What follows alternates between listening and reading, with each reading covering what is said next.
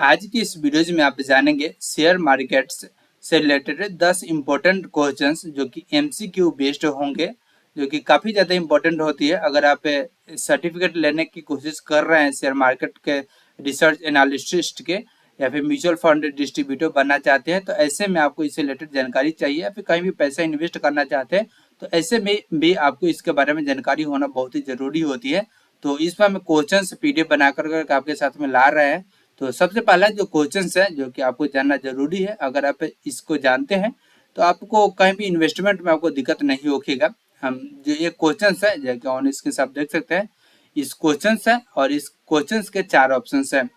अगर आपको आंसर मालूम है तो हम हमारे आंसर बताने से पहले आप कमेंट कर सकते हैं, इससे आपको भी पहचान होगा कि आपको किस लेवल की आपको जानकारी है। तो ऐसे में चलिए पहला क्वेश्चन जो है वह शेयर मार्केट का दूसरा नाम क्या है। तो शेयर मार्केट का जो दूसरा नाम है वह क्या है, इक्विटी मार्केट है। अब इसका equity market is right answer. इसमें जो आपको देखने को मिलेगा म्यूचुअल फंड, तो शेयर मार्केट में म्यूचुअल फंड में आप पैसा लगाते हैं। और स्टॉक एक्सचेंज, शेयर मार्केट जो होता है स्टॉक एक्सचेंज पर होती है और इन्वेस्टमेंट बैंक जो होती है वह ये शेयर मार्केट का नाम नहीं है। तो ऐसे में इसका राइट आंसर क्या होगा, इक्विटी मार्केट। नेक्स्ट क्वेश्चन चलते हैं। नेक्स्ट क्वेश्चन इज बहुत ही अच्छा क्वेश्चन है। क्या कर इंडिया में सबसे पुराना स्टॉक एक्सचेंज कौन सा है। सबसे पुराना स्टॉक एक्सचेंज क्या कौन सा है। अभी हम आपको बताएं कि स्टॉक एक्सचेंज जो होती है जहाँ पे आप शेयर मार्केट में पैसा लगाते हैं, जिसके माध्यम से आप पैसा लगाते हैं, स्टॉक एक्सचेंज पर ही कंपनी लिस्ट होती है और वो लिस्ट होने के बाद में वहाँ पे आपको पैसा लगाने का, इन्वेस्ट करने का ऑप्शन आपको देखने को मिलती है। तो इसमें जो पहला स्टॉक एक्सचेंज है वह क्या है, एनएससी, जो कि हाल ही फिलहाल में मतलब बहुत पहले यहाँ पे नहीं हुआ था। तो सबसे पुराना जो स्टॉक एक्सचेंज है वो बीएससी है। ऑप्शन इसका बी जो है ना राइट आंसर है, जो कि बम्बे स्टॉक एक्सचेंज इसे कह सकते हैं। तो बम्बे स्टॉक एक्सचेंज जो है ना इसका राइट आंसर है।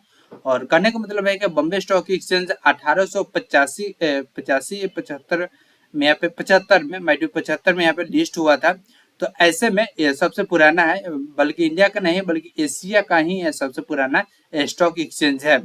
नेक्स्ट क्वेश्चन इज सेंसेक्स में कितने कंपनियां होती है। तो सेंसेक्स आप शेयर मार्केट में जैसे आप पैसा लगाते हैं तो वहाँ पे कई सारे इंडेक्स देखते हैं, जैसे निफ्टी हो गया, निफ्टी 50 हो गया, सेंसेक्स हो गया, बैंक निफ्टी हो गया, फिन निफ्टी हो गया। तो ऐसे में सेंसेक्स में यह क्वेश्चन आ रहा है कि सेंसेक्स में कितने कंपनियां होती है। तो सेंसेक्स में जो होती है टॉप 30 क्वेश्चन कंपनियां होती है। और इसमें ये भी काफी अच्छा खासा क्वेश्चन है, ताकि देखने के लिए तो सब यहाँ पे देखता है कि हाँ कि आज सेंसेक्स अप गया फिर डाउन गया, लेकिन उसको यह नहीं मालूम होता कि सेंसेक्स में कितने कंपनियां होती है। तो सेंसेक्स में आज आपको मालूम चल गया होगा कि 30 कंपनियां यहाँ पे होती है। नेक्स्ट क्वेश्चन क्या कर रहा है कि निफ्टी 50 किस, यहाँ पे निफ्टी 50 किस स्टॉक एक्सचेंज से संबंधित होता है। तो निफ्टी 50 जो होती है वह एनएससी, नेशनल स्टॉक एक्सचेंज से संबंधित होता है। इसका राइट आंसर जो होगा वह एनएससी होगा, यानी कि national stock exchange. Next question यहाँ पे क्या कर रहा है कि 5th नंबर, सेबी का फुल फॉर्म क्या होता है। जो सेबी होता है वो पूरे इन्वेस्टमेंट पे यहाँ पे बारीकी से नजर गराए बैठे हुए रहता है। अगर कुछ भी इधर उधर करते हैं तो आपको सेबी चट दिखा पेनाल्टी लगा देती है। तो ऐसे में इसका राइट आंसर जो होती है वह क्या होती है कि security and exchange board of India. इससे रिलेटेड और भी सारे यहाँ पे ऑप्शन दिया गया है, security and banking institutions, shares exchange board of India, stock and equity bureau of India. But right answer is security and exchange board of India. One more things, securities को आजकल इन्वेस्टमेंट भी कह सकते हैं, investment का ही एक दूसरा नाम सिक्योरिटीज के तौर पे अब जाना जाता है। और next question is IPO. IPO का मतलब क्या होता है। तो आईपीओ का मतलब जो होता है इंडिविजुअल से public offering.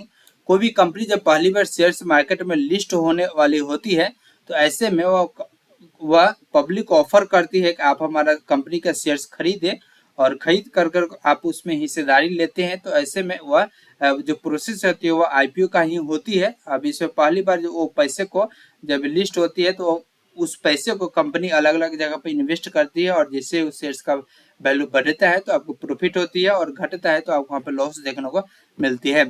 Next question is trading में बुल मार्केट का मतलब क्या है? ट्रेडिंग में बुल मार्केट का मतलब क्या है?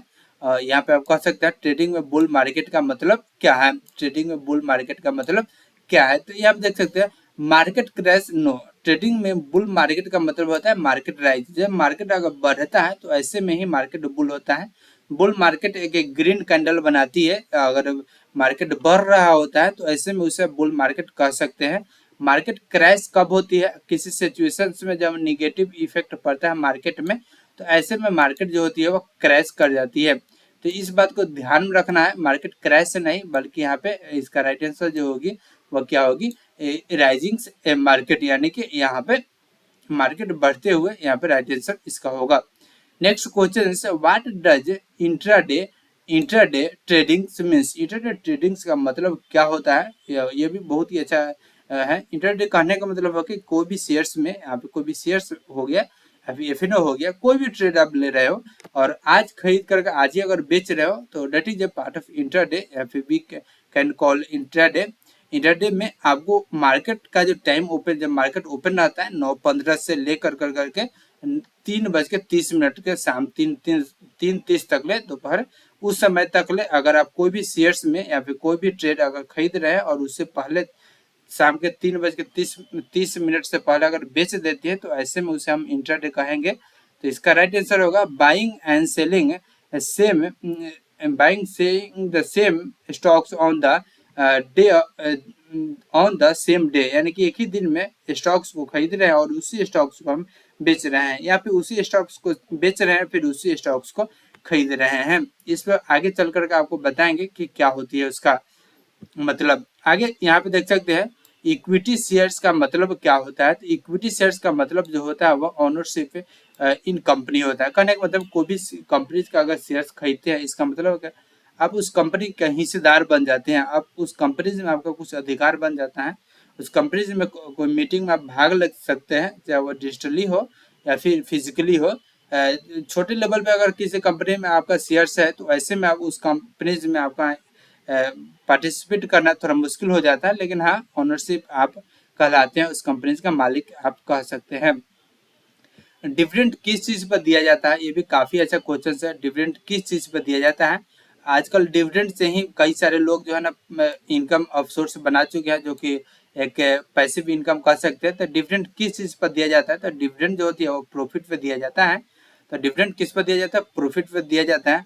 और किसी भी कंपनीज में, कंपनीज कह सकते हैं, किसी भी कंपनीज के शेयर्स में अगर प्रॉफिट होता है कंपनीज को, तो प्रॉफिट जितना होता है तो उसके हिसाब से यहाँ पे डिविडेंड देती है। ये कोई फिक्स नहीं रहता है, कभी भी अप हो सकता है, कभी डाउन हो सकता है, कभी मिल सकता है, कभी नहीं मिल सकता है। तो ऐसे में यहाँ पे जो प्रॉफिट है वह डिविडेंड जो है वो प्रॉफिट पे दिया जाता है। जब किसी कंपनी को प्रॉफिट होता है तो वह यहाँ पे डिविडेंड देती है। तो ये भी एक इनकम ऑफ सोर्स होती है। तो अभी जो इस वीडियो में आप देखें टॉप 10 क्वेश्चन से देखें, ये क्वेश्चन जो होती है वो क्वेश्चन जो है वह चेंज हो सकता है। तो ये आपको देखना है, सॉरी, इस क्वेश्चंस को हम लोग आगे भी लाते रहेंगे। बस आपको क्या करना है, चैनल को सब्सक्राइब करना है। और ये अगर आपको पसंद आएगा तो हम इस सीरीज को आगे कंटिन्यू करेंगे, जिसमें हम क्वेश्चंस को लेकर आपके साथ में शेयर कर रहे हैं और आगे भी करते रहेंगे। बाकी वीडियोस पसंद आए तो लाइक, चैनल को सब्सक्राइब करके फॉलो कर लीजिएगा। तो आपसे मिलते हैं किसी वीडियो में। टिल